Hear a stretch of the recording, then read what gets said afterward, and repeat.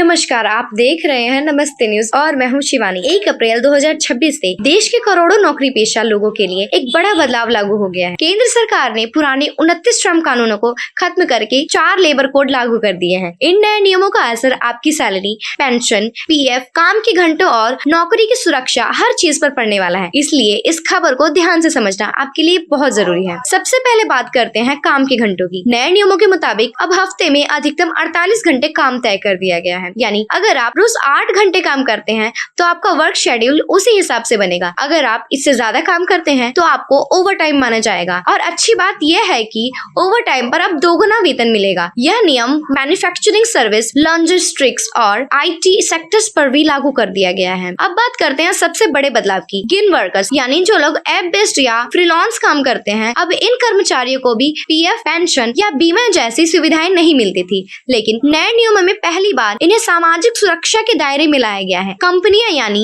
Aggregators को इसके लिए अपने टर्नओवर का 1 से 2% योगदान देना होगा, जिससे इन्हें सुरक्षा मिल सके। नए नियमों के मुताबिक हर कर्मचारी को नियुक्ति पत्र देना अब अनिवार्य कर दिया गया है। इसके अलावा समय पर सैलरी देना भी कानूनी जिम्मेदारी होगी। यानी अब कंपनियां मनमानी नहीं कर पाएंगी और कर्मचारियों के अधिकार पहले से ज्यादा मजबूत हो जाएंगे। साथ ही न्यूनतम वेतन की गारंटी भी दी गई है, जिससे छोटे और मध्यम वर्ग के कर्मचारियों को बड़ा फायदा मिल सकता है।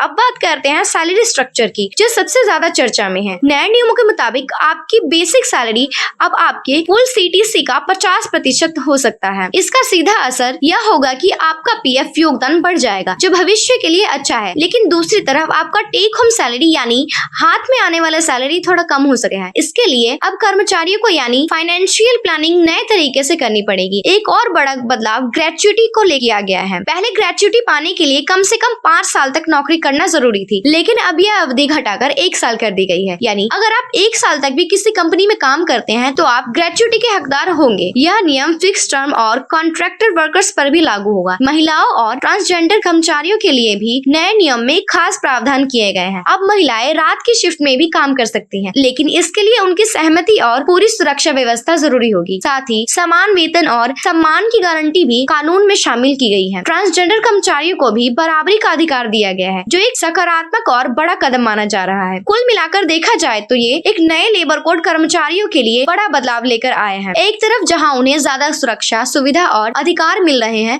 वहीं दूसरी तरफ सैलरी स्ट्रक्चर में बदलाव के कारण कुछ चीजों में एडजस्ट करना भी पड़ेगा। अब सवाल यह है कि क्या ये बदलाव कर्मचारियों के लिए फायदेमंद साबित होगा या शुरुआती दौर में थोड़ी परेशानी देगी? इसका जवाब समय के साथ साफ होगा, लेकिन इतना जरूर है कि 1 अप्रैल 2026 से नौकरी पेशा लोगों के लिए एक नया दौर शुरू हो गया है। अगर आपको ये जानकारी उपयोगी लगी हो तो वीडियो को लाइक और शेयर करना न भूलें, और ऐसे ही जरूरी अपडेट्स के लिए हमारे चैनल को सब्सक्राइब करना न भूलें। धन्यवाद।